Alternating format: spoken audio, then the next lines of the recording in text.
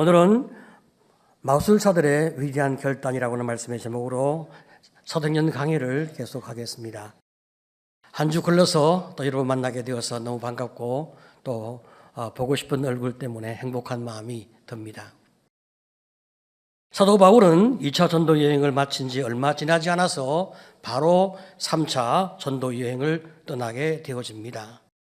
바울은 3차 전도 여행에서는 먼저 1, 2차 전도 여행지인 갈라디아와 부르기아 땅을 쭉 돌아보면서 교회를 굳건히 하였습니다. 하지만 바울이 3차 전도 여행에서 가장 중요하게 생각한 사역은 에베소 사역이었습니다. 왜냐하면 세 번의 전도 여행 중에 바울이 가장 오랜 시간을 공들여 머무른 곳이 바로 에베소였기 때문입니다. 바울은 에베소에서 3년 동안 말씀을 가르치며 사역을 잘 감당해 나갔습니다. 이 에베소는 현재 튀르기의 서쪽 해안에 있는 도시인데요. 바울 당시에 로마에서 배가 출발되어지면 아시아의 관문인 에베소에 정박하게 되어집니다. 그래서 에베소는 자연스럽게 많은 사람이 모여드는 상업의 중심지가 되었고 또 우상 숭배가 아주 많을 뿐 아니라 미신과 주술, 마술이 유행하는 도시가 바로 에베소였습니다. 바울이 이런 에베소에 와서 보니까 이미 예수를 믿는 제자들이 있었습니다. 그런데 이 제자들은 요한의 세례만 받았을 뿐 성령에 대해서는 전혀 듣지 못한 거예요. 그래서 바울은 요한의 세례는 회개의 세례라고 잘 알려주었습니다. 여러분, 우리가 아는 대로 세례 요한은 백성들이 자신의 죄를 깨닫고 회개함으로 말미암아 회개의 증표로 세례를 베풀게 되었습니다. 이 세례 요한은 백성들이 자신의 죄로 인하여 이제 그 모든 잘못된 삶을 회개하고 정리하면서 이제 오실 예수 메시아를 바라보고 준비할 수 있도록 세례를 베풀게 되어진 거예요. 바울은 세례 요한이 예언한 바로 그분 메시아가 예수님이라고 가르쳐 주면서 그들에게 예수 이름으로 세례를 베풀고 안수하여 주었습니다.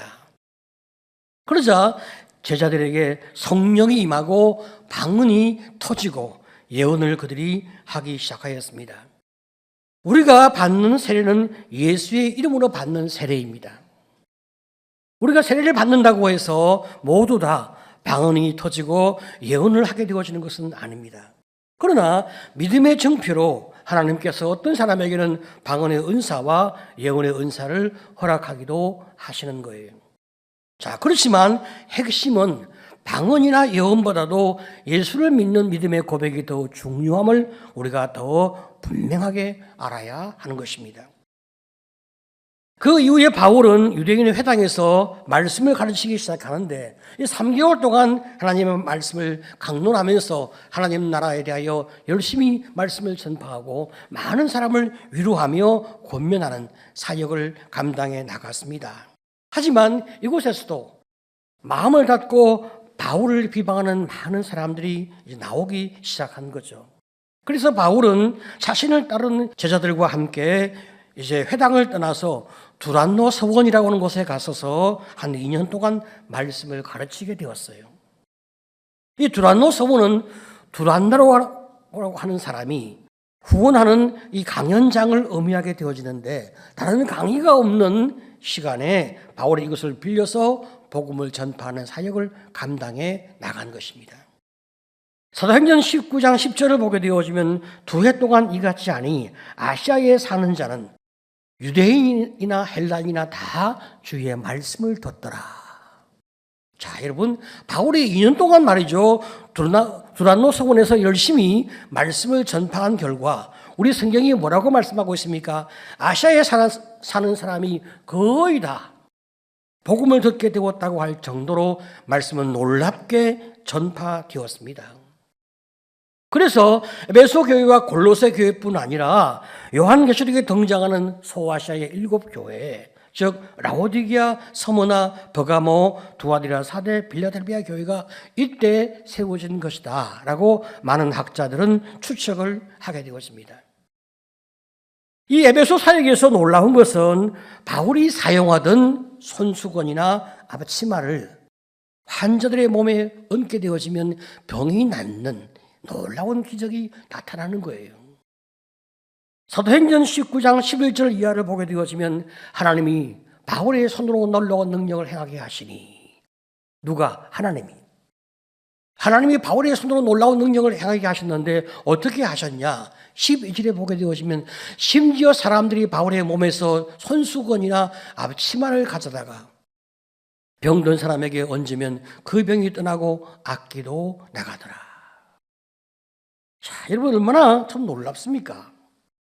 종종 사이비 이단 교주가 기적을 행하는 경우가 있죠. 우리가 출애굽기를 보게 되어지면 애굽의 마술사들도 모세가 하는 기적을 따라서 하는 장면이 우리 성경에 소개되어지고 있어요. 출애굽기 7장 10절 이하를 보게 되어지면 모세와 아론이 바로와 그의 신하 앞에 지팡이를 던지니 뱀이 된지라. 애굽 요술사들도 그들의 요술로 그와 같이 행하되 각 사람이 지팡이를 던짐에 뱀이 되었으나 아론의 지팡이가 그들의 지팡이를 삼키니라. 자, 여러분, 우리가 기적 자체만을 가지고 판단하면 안 되죠. 마귀와 사탄도 거짓 종들도 이적을 행하기 때문입니다. 그래서 무조건 기적을 베푼다고 하나님이 보내신 하나님의 사람이다, 그렇게 믿으면 안 된다는 거예요. 또 바울의 손수건과 앞치마 그 자체의 능력이 있겠습니까? 그렇지 않습니다. 분명히 우리 성경은 무엇이라 말씀합니까? 하나님이 바울의 손으로 놀라운 능력을 나타내게 하셨다. 그래서 하나님께서 손수건이나 앞치마에도 능력이 나타날 수 있도록 하나님이 은혜를 부여하신 거예요. 신비한 능력의 주체는 바울이거나 앞치마가 아니라 하나님이시다. 성경은 분명히 말하고 있습니다. 그러면 우리 하나님은 왜 에베소에서 이런 신기한 일을 허락을 했을까? 그것은 에베소의 종교적인 특성 때문에 하나님이 이런 일들을 허락하신 거예요. 여러분, 우리가 조금 전에 살펴본 것처럼 에베소에는 우상 숭배가 가득한 그런 도시였습니다. 그뿐 아니라 미신과 주술이 유행하고 많은 마술사들이 이제 마술을 행하며 사는 도시가 바로 에베소 아닙니까? 이런 도시에서 사람의 관심을 끌고 그들을 믿음의 길로 이끌어가기 위해서는 마술사보다도 훨씬 더 강력한 전능하신 하나님의 능력이 나타나야만 그들이 하나님을 경배하게 되어지기 때문에 하나님께서 당신의 능력의 일부분을 허락하시게 되는 거예요. 참 재미있는 것은 말이죠, 바울이 이렇게 병을 고치고 귀신을 내쫓는 이적을 행하니까 이 에베소의 마술사들도 바울을 따라하기 시작한 거예요. 19장 13절을 보면 이에 돌아다니며 마술하는 어떤 유대인들이 시험삼아 악기 들린 자에게 주 예수의 이름을 불러 말하되 내가 바울이 전파하는 예수를 의지하여 너희에게 명하노라 하더라. 자, 여러분, 여기 마술사는 말이죠, 귀신을 쫓는 신명술사를 의미하는데 고대 사회에서 유대인들이 악기를 쫓아내는 마술을 행하는 사람으로 살았던 많은 기록들이 있습니다. 이것은 그들의 타락을 의미하는 거죠. 그들의 신앙이 잘못되어지고 왜곡되어져서 미신적인 이방 종교와 혼합되어진 삶의 길을 걸어간 것으로 보이는 거죠. 이 마술사들이 귀신을 내쫓을 때 자신들이 섬기는 신의 이름을 부르고 주문을 외우면서 귀신을 내쫓는 방식을 보통 취하지 않습니까? 그런데 이 마술사들이 귀신을 내쫓을 때 자기가 섬기는 그 신의 이름을 부르지 아니하고 이 바울을 보니까 바울이 너무나 귀신을 잘 내쫓고 또 이제 병을 잘 고치니까 이 마술사들이 바울이 전하는 예수의 이름을 주문처럼 사용하여 귀신에게 나가라고 명령을 한 것입니다. 사도행전을 기록하고 있는 의사 누가는 이런 일의 사례를 이렇게 우리에게 보고하고 있어요. 19장 14절 이하를 보게 되어지면 유대의 한 제사장 스게와의 7 아들도 이 일을 행하더니 악귀가 대답하여 이르되 내가 예수도 알고 바울도 알거니와 너희는 누구냐 하며 악기 들린 사람이 그들에게 뛰어올라 눌러 이기니 그들이 상하여 벗은 몸으로 그 집에서 도망하는지라. 자, 보십시오. 이 스게와의 아들들이 말이죠, 악기에게 바울이 전하는 예수의 이름으로 나가라, 그렇게 명령을 했습니다. 자, 그랬더니 악기가 뭐라고 대답했다고 성경이 말하고 있습니까? 내가 예수도 알고 바울도 아는데 너희는 누구냐? 이렇게 말하면서 오히려 이 스게와의 아들들을 힘으로 눌러 그들을 제압한 거예요. 예수의 이름만 부른다고 모든 것이 다 해결되어지는가? 그렇지 않다는 것을 우리 성경이 우리에게 보여주고 있습니다. 예수를 믿는 믿음이 있어야 하나님이 그의 하나님이 되시고 예수와 그의 능력이 되어주게 되어지는데 예수를 믿는 게 아니다 이 말입니다. 단지 기계적으로 예수의 이름만 부르면 귀신이 나가는가? 귀신이 무시하는 거예요. 결국 스게와의 7 아들은 이제 몸을 다치고 옷이 다 벗겨지는 수치를 당하면서 도망을 치게 되었습니다. 얼마나 부끄러운 일입니까? 하나님의 백성이었는데, 유대인의 제사장이었는데 마귀에게 조롱을 지금 당하고 있게 되었습니다. 왜 이런 일이 벌어졌을까? 귀신을 내쫓는 일은 좋은 일이 아닌가?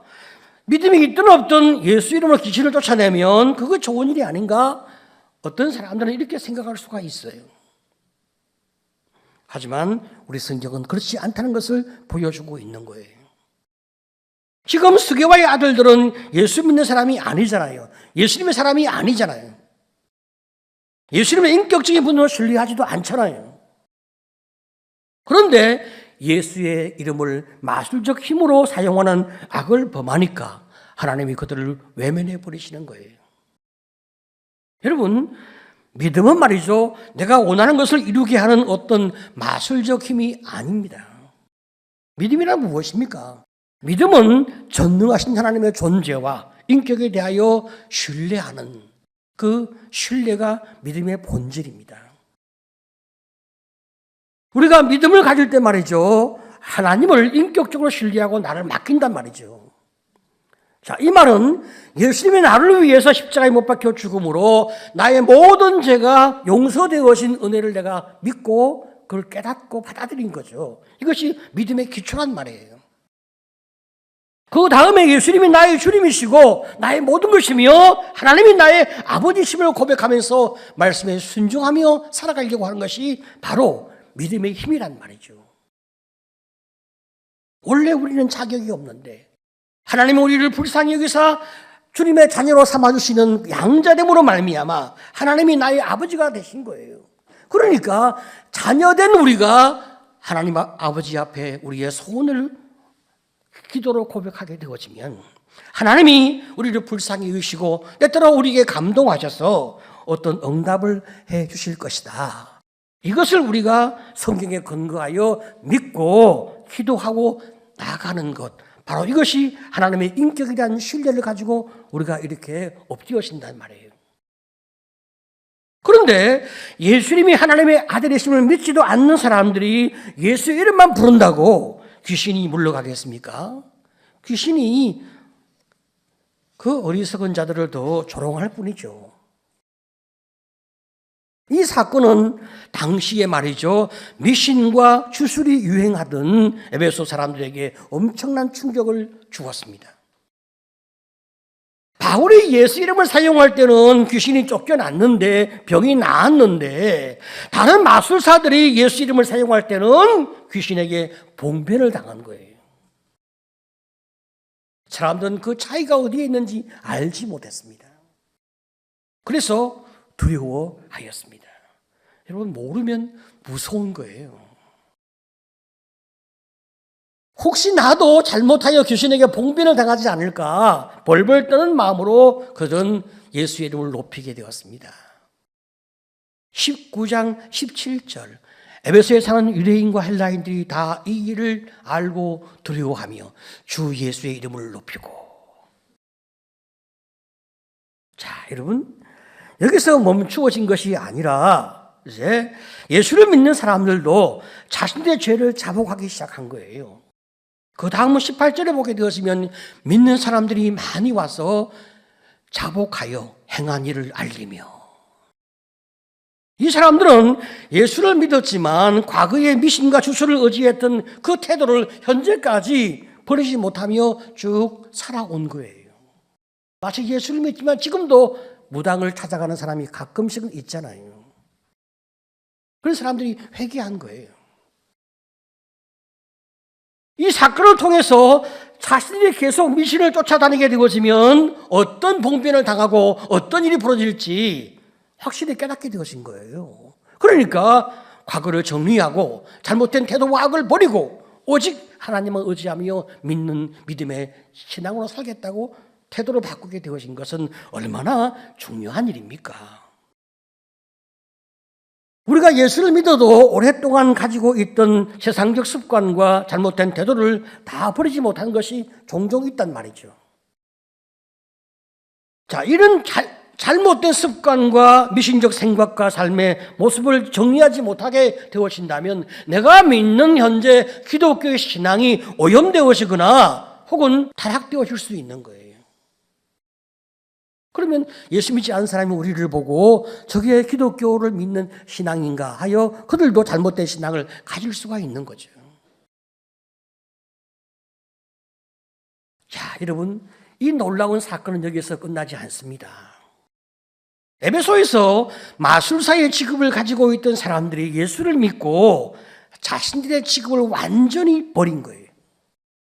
19장 19절.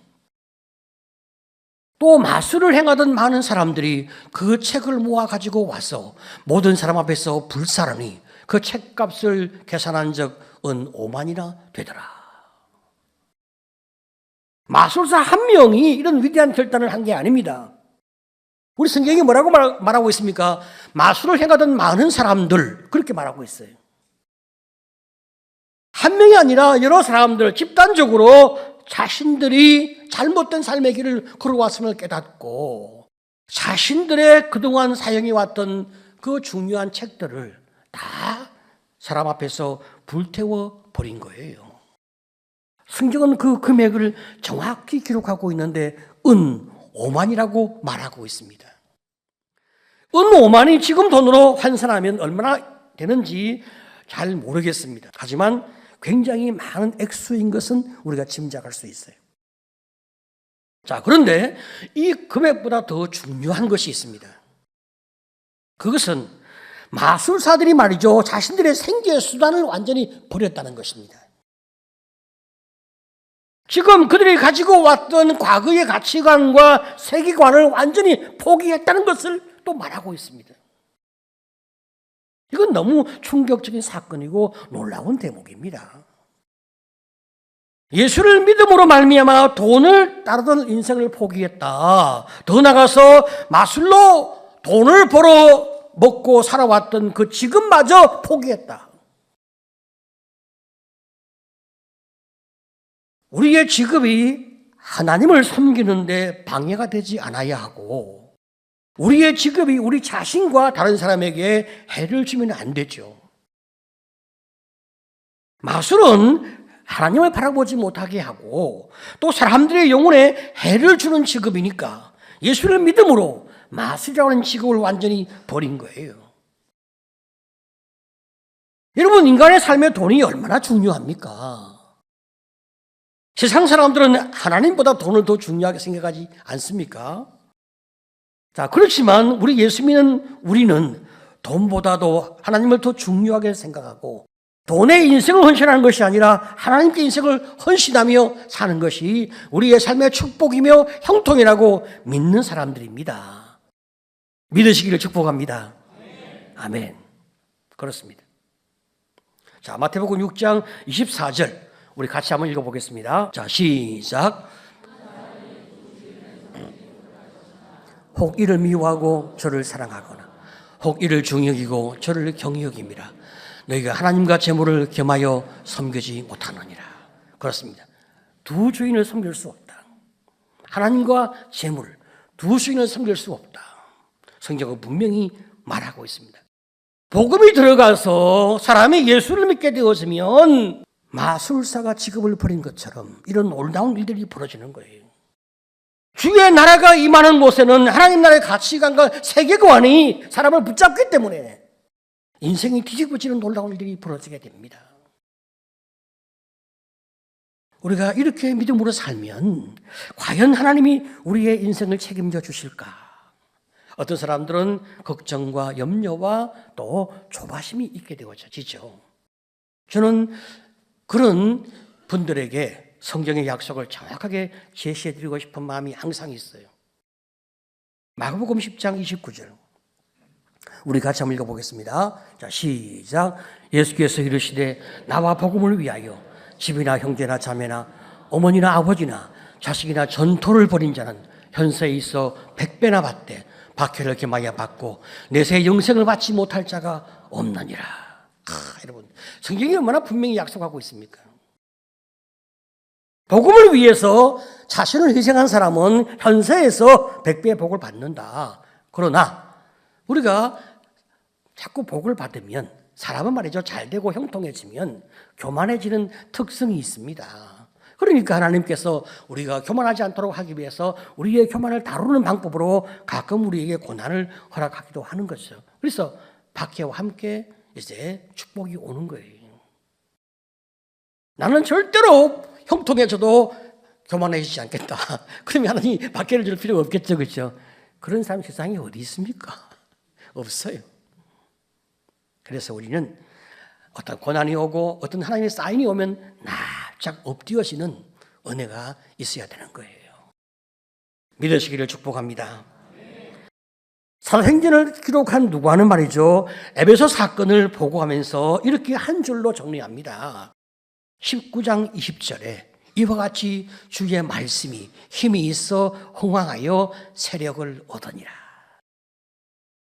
자, 이렇게 참 놀라운 일들이 일어났는데 어떻게 이런 놀라운 일들이 일어났을까? 우리가 성경을 자세히 살펴보게 되어지면 바울이 2년 동안 두란노 성원에서 주의 말씀을 가르치며 하나님 나라와 복음에 대하여 제시해 주었습니다. 이게 가장 결정적인 원인이에요.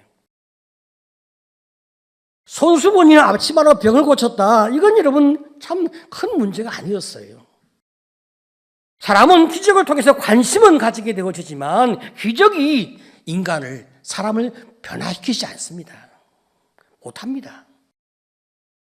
결국 삶을 변화시키는 것은 지속적인 말씀 훈련 속에서만 사람이 변화되어지거든요.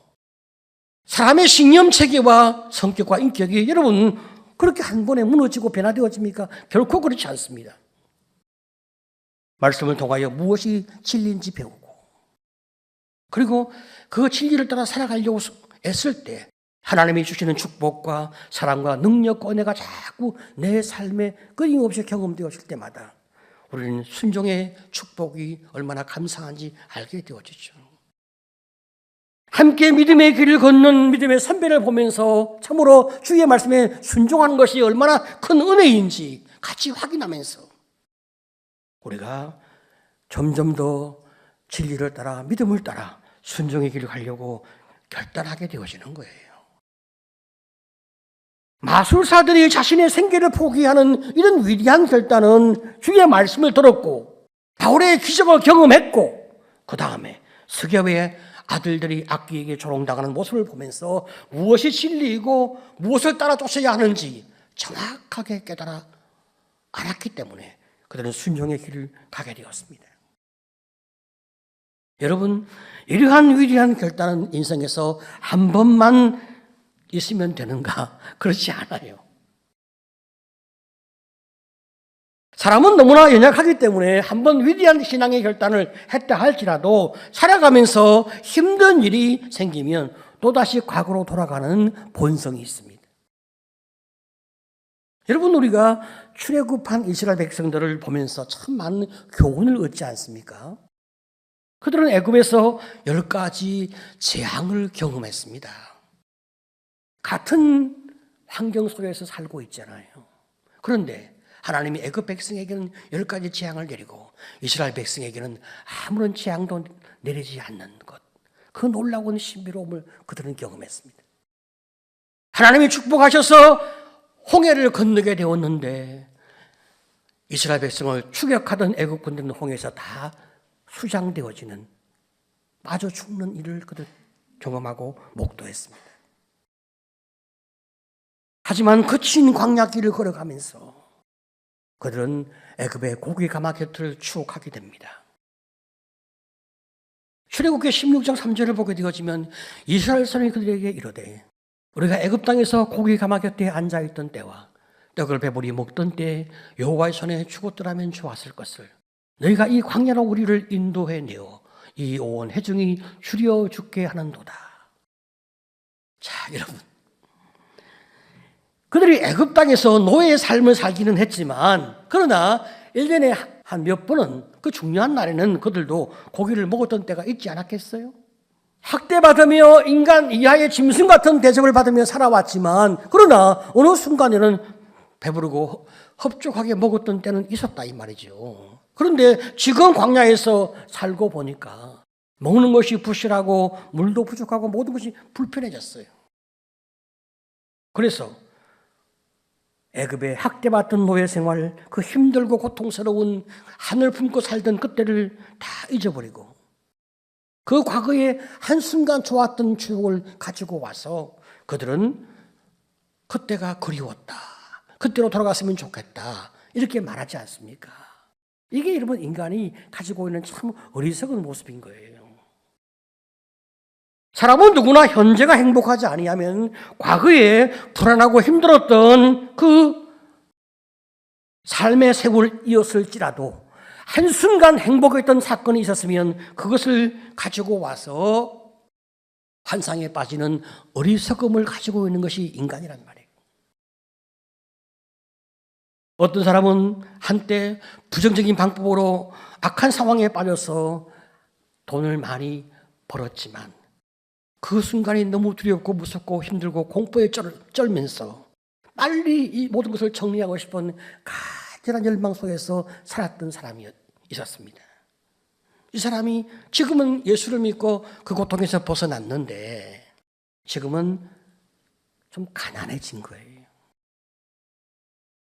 가난하고 힘드니까 부정한 방법으로 돈을 벌었던 그때가 생각이 나면서 그때로 다시 돌아가고자 하는 그런 환상이 다시 이 마음의 유혹으로 다가오게 되어지는 거예요. 우리가 믿음의 길을 가다가 너무 피곤하게 느껴지고 너무 힘들게 느껴지면 점점 주님 사랑하는 마음이 식어지면서 조금씩 세상과 타협하게 되는 거예요. 이때 영적 침체가 다가오게 되어지고 평안과 기쁨은 사라지고 그리고 삶의 원망과 삶의 불평이 점점 더 많아지면서 내가 그때로 돌아갔으며 이런 어리석은 환상을 가지게 되어지는 거예요. 우리가 한 번의 믿음의 결단으로 우리 인생이 끝까지 천국 갈 때까지 행복하고 형통하고 열정적으로 성령 충만하게 살면 얼마나 좋겠습니까? 근데 인생은 그렇지 않아요. 우리 하나님은 끝까지 믿음으로 살도록 우리를 격려하고 축복하시니까 우리가 하나님을 의지하는 그 믿음의 길로 그 길을 걸어가는 거예요. 이 과정에서 우리가 참으로 주님 앞에서 계속 은혜를 구하는 것입니다. 하나님, 참으로 내가 이런 삶의 유혹에 빠지지 않도록 주님 내게 은혜를 더하여 주옵소서. 그리고 끊임없는 믿음의 결단을 가지고 주 앞에 나갈 수 있도록 주님 나를 축복해 주옵소서. 이 결단과 고백이 우리 안에 있어야 된단 말이죠. 그래야만 우리가 참으로 주님을 의지하고 믿음의 삶을 잘 살게 되어지는 것입니다. 오늘 여러분, 우리가 이런 축복을 얻기 위해서 매주 주 앞에 나와서 하나님의 은혜를 구하는 거예요. 그뿐입니까? 또 우리가 이제 단세나 혹은 캠프를 통해서 하나님의 은혜를 또 구하게 되어집니다.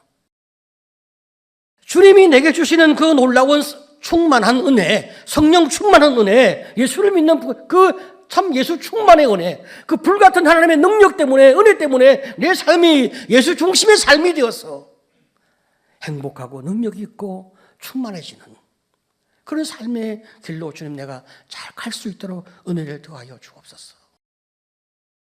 세상으로 달려가서 세상의 유혹을 받아서 우리 삶이 좋아질 수 있다면 왜 주님이 우리에게 그 길을 허락하지 않으시겠어요?